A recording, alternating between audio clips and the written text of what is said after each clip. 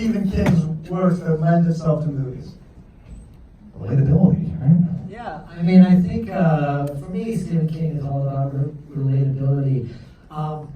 If you look at his movies, they're usually about a character dealing with something that we can all relate to, like Carrie, one of my favorite adaptations, deals with a girl who's bullied, going through, her period for the first time and becoming a woman. And like, it's just all these relatable issues, whereas with this, Pet Sematary, it's like, it's about death, it's about grief, and unfortunately, I mean, we're all gonna die, and so it's a terrible thing, but it's something that every one of us is gonna have to deal with, and it's a relatable issue, and I think that Stephen King deals with relatable characters, deals with relatable themes. This is the book that Stephen King sort of famously says terrified him, right? Do you have a sense of why? Is it as simple as it deals with the death of a child? Yeah, just that. He was interviewed once, and he said, what's the one thing that would scare you? And he said, the death of one of my kids. So he actually had a situation where his daughter's cat was hit by a truck in the road, but unlike in this movie, they dealt with it. They talked about it, they owned the grief, and they buried it together. So, but I think he looked at the opportunity. He looked at like what happened to him. You mentioned grief. There's a lot of, right now we're in another time when horror is really popular, but a lot of the really successful horror movies today are about grief. And I'm curious why you think that is a popular theme right now. It's so much fun. Yeah. Well, I mean, I think it was just what I was saying before. It's like, it's something that's just everybody's got to go through. I mean, we're gonna not only, like I said before, we all gonna die, but we're all gonna like lose people that we love. Sorry. It's gonna happen. And it sucks, but it's gonna happen. And so that's why we go to horror movies, right? For a cathartic experience, to go through the kind of like work out our fears and deal with them in a way. And grief is an issue that we're all gonna have to deal with one day. So we watch these movies and kind of like work our way through them. Now, this, besides the book you have, which has its own fans, this movie was made once before with a screenplay by King. Was that a movie that you guys didn't think about, you avoided when you started working on this? There was another movie? Oh. We're huge fans of the original movie, and even watched it, in our research of this, because we've seen it like 1,000 times growing up, but there are things in that movie that are actually not in the original book. So, like the ankle, So whenever we were doing things like that, we had to make sure that we were sort of using the audience's knowledge of the first film against them. So it's like, and it's ruining it. So it's like, oh, this is where the kid's under the bed, and I know, because I've seen the first film after they're showing the ankle. Wait, she's not under the bed. Oh, okay, I guess they're not doing that. Oh, no, they did it! So it's like, try to play around with what the audience thinks we're going to do based on the first movie. I mean, how much do you think, well, one, I'm curious how much you think about the audience expectations going into this, and two, some of, arguably one of the greatest Stephen King adaptations of The Shining, King didn't like. Which, often when I hear people talk who make this movie, they say, oh, he's liked this movie, I've heard. Do you care if he liked this movie? I would say, of course. Yeah, of course we care. Why do you care? Why do I care? Why do you care? We respect him. When we knew he was watching the film, it was like the most nerve-wracking hour and 41 minutes of our life. We kept looking at our watches going, like, what's he young?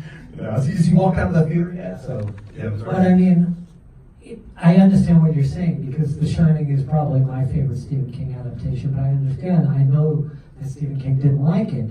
So going in, The Shining is a big influence as we're doing our adaptation, so I'm kind of wondering in my head, like, is he going to hate it?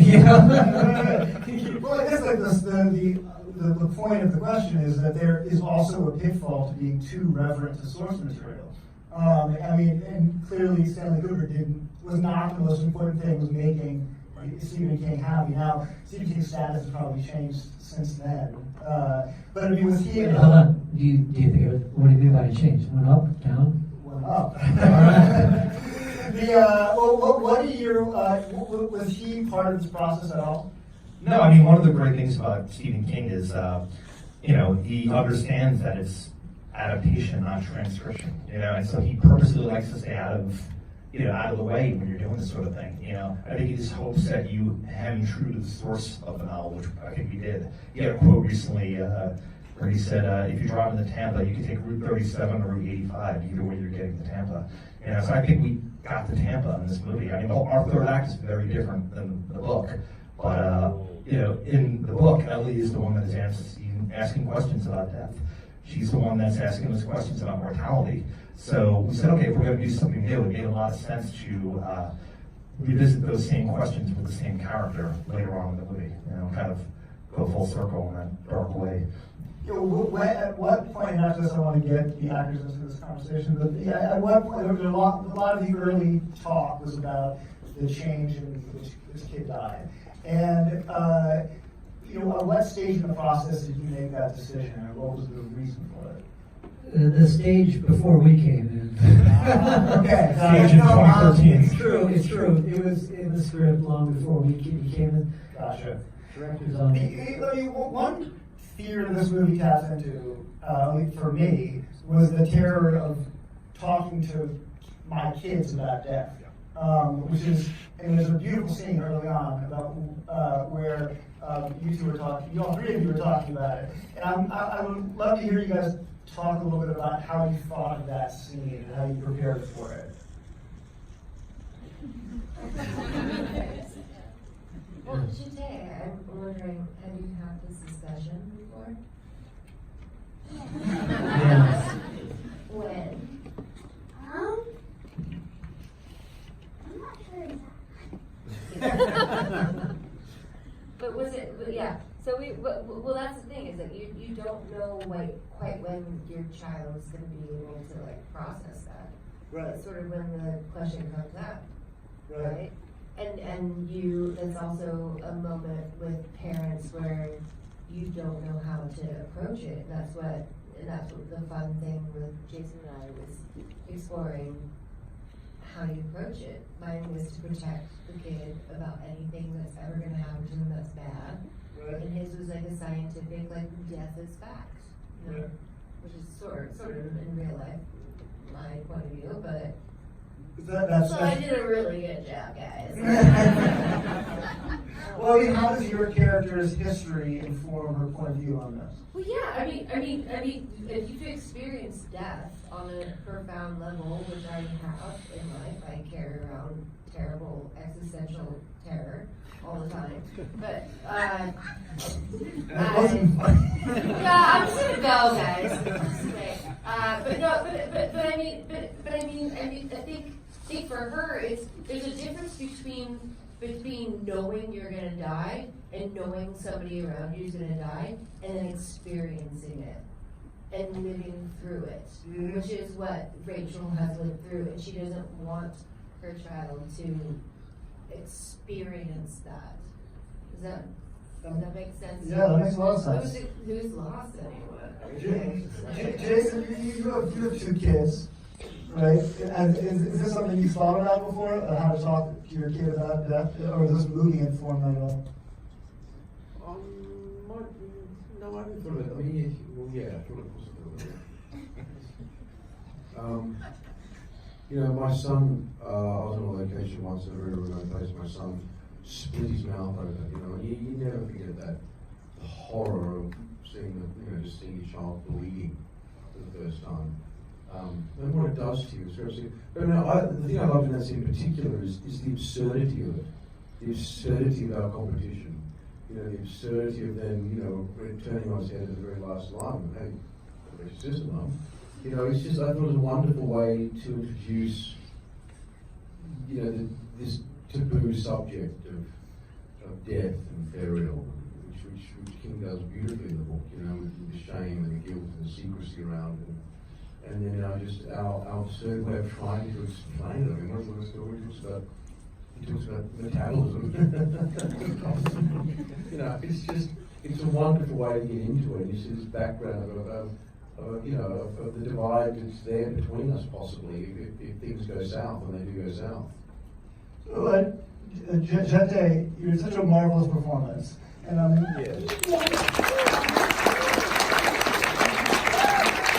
And really, it's two performances. You're playing. Yeah, exactly. I wonder if you could talk about how you came up with you separated these two. How you thought of these two different versions of this character. Yeah, I think it was cool because I got to play like both sides of her, and I think sorry. You got to play two different characters. Did you think physically they were different in some way? Yeah, I think yeah. Yeah, I can tell. We had the same concern. I mean, like, our biggest concern was this role. And we were like, all right, we know that we could find a kid for the first half of the movie, you know?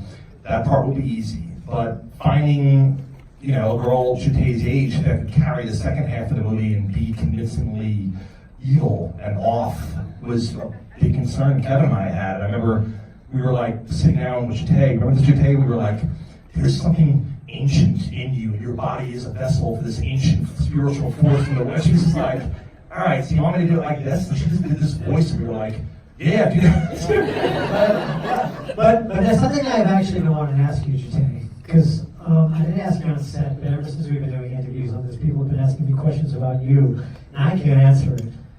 But they've been asking about preparing for the role, and they said, what did you tell her to prepare for the role? And I remember there was one story, and your mom's here, Laurence, she's here, and somebody had said, they came up to me and they said, hey, I went over to Lauren and I said, hey, Jeté's doing a great job. What have you been doing to prepare her for the role? She goes, nothing. The directors must be coaching her, right? And then they came over to me and I went, I thought her mom was telling her something because, like, we didn't know where you were getting this from, right? And I remember there was many times on set where you had to be evil Ellie and you'd say, just give me a minute. And you'd just go off in a corner and you'd sit there with your head down. And you go like this, and you come back and you go, I'm ready. And you would channel something. What were you doing? Well, I guess I was just like imagining how she must have felt when she like came back with like all of a sudden back from the dead with like these evil thoughts, I guess. Secret acting business. I'm sorry. That was a good question and answer. Native America? We hear more, wait. I know, what do you hear? What are your secrets? You're a 10-year-old. Where are these evil thoughts coming from? One more question, I'll move on. Do you like scary movies? I'm usually really scared of them, Yeah. but I think this one kind of like helped me get over that fear, I guess, because like I think like there were so many memories from set. I feel like I just like remembered them when seeing the movie, I guess. Do your parents let you watch scary movies? You know, you watch the movie or not?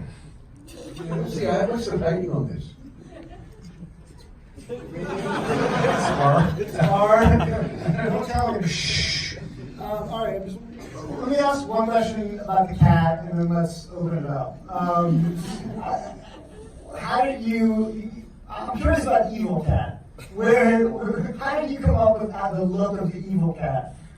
Where did you start? Yeah. So in the first film, it's a British short hair that plays the cat. And this is not confirmed, but I had a British short hair growing up. I think they did this because Church is short for Winston Churchill. He was Prime Minister of England. British short hair, you know.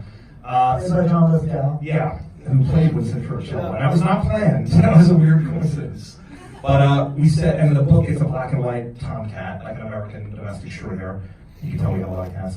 And so we looked at the artwork for the original hardcover, and it was like a Maine Coon, like a Norwegian forest cat looking cat, and we based the look on that. Got it. Yeah. Okay, let me see if I can. Does anybody have any questions for anybody? Yes. Second row, right here. Oh, Heather. Hello. Heather. Heather's here. Hi. I like your movie a lot, but I have a question. I saw a no. legendary horror name on the scroll. Tell me how Christopher Young got involved in the score. Your Yes. Jersey Zone. Jersey's Own, yeah, we love Chris Young. We wanted, like big horror, we wanted like a classically trained, traditional, old school horror guy. And he's on Hellraiser, The Grudge, Direct to Hell. So it was kind of a no-brainer. He's amazing to work with, and we love the guy. He's a sweetheart. Great. It's a little brighter, so I might be not. I can't see anybody. Yeah. Yeah, I think I see it right over there. Yeah, with the glasses. I've been trying to figure out what to ask Jeté, just because you're freaking awesome in this. What did you do prior to this movie? What did you Ranger. The question is, what did Ranger. she do There's none. before this movie?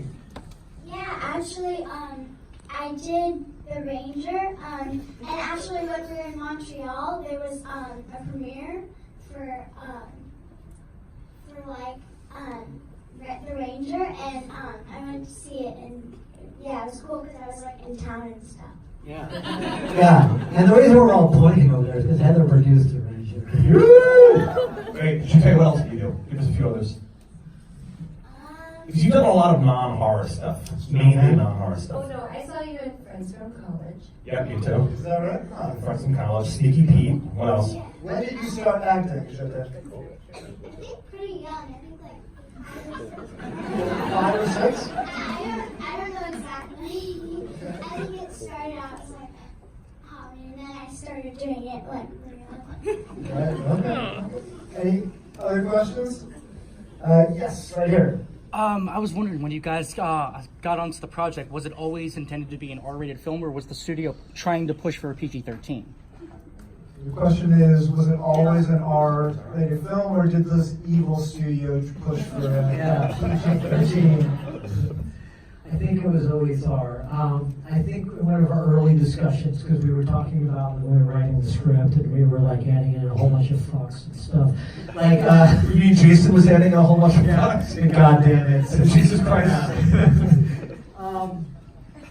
Like we had talked to the studio, and we were like, and they were like, yeah, I mean, it's about a kid dying. It's going to be rated R. You know? Yeah. I think by nature that subject matter can't be anything really less. So, Yeah, yeah. so we said, okay, thank you. Yeah. We'll add some fucks. That would be something to pull off a PG-13 where a kid dies. That's, The Ring. any, Never in the cars. yes, right here, you right there. Hey, so awesome Hey. movie. Hey. Awesome job. Thank you. For like locations, well, one thing I really like from the book is how it's described when they first like enter the real Pet Sematary, and it's described as having this sort of like thrumming ancient energy to it, and Lewis knowing like this is weird, this isn't right, like this is kind of a weird ultra-dimensional place or something. How did you guys go in, like what inspired you for the design of the Pet Sematary, both like, you know, I guess like the proper Pet Cemetery, like the actual Right. burial sort of. Yeah, the location was another one of our big concerns, because you take it for granted when you read the book and you see the first movie, but finding the right house that not only had to have a good road in front of it, because we didn't think that was all really there, and then really had woods behind it, which we also didn't think, that was all part of that property. So when you were on our set, it was not built, it was a real house that the family lived in, and they were in the process of selling it. And you could walk out the front door, turn around, walk down the driveway, across the field, and actually be in like 40 acres of woods that the guy owned. So I remember when we were scouting it, the guy, the owner of the house, a really nice man, I forget his name, he took us on like a 3-hour hike through all the woods, and 15 minutes up the trail, there was a big, wide open clearing, and we were like, this is perfect. And then another 15 minutes of the trail was an actual pet cemetery, like in the woods. So it felt like destiny, you know? But as far as like making it feel like otherworldly, Well, let me just say though, the real woods, it felt perfect, but it sucked. Yeah. It sucked in those woods, right? We were getting eaten by black flies. We were doing overnights. I don't know if you guys know black flies. They have them up in Montreal. You can see them in like clouds. You walk through clouds of them. They bite inches worse than like spider bites. It lasts for like, every bite lasts for over a week. It was terrible. yeah.